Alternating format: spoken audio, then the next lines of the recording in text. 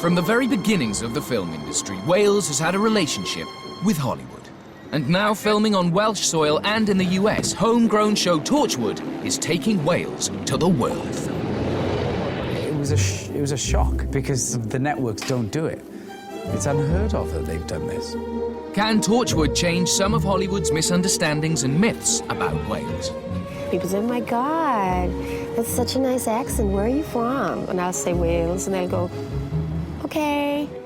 If you watch Clash of the Titans, that modern remake of Clash of the Titans, at the end it says on the credits, filmed in Wales, comma, England.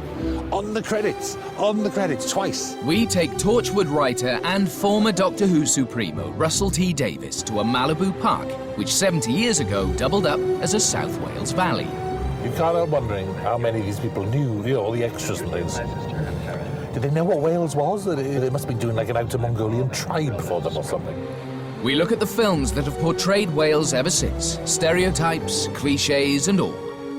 We discover how these two rabbit-stealing men in my stig helped change the face of Hollywood movies.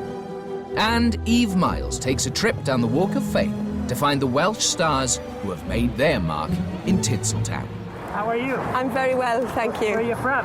We're from Wales. We're doing a documentary from Wales. Oh, well, welcome Wales. Yeah. Welcome to Hollywood. All right, awesome.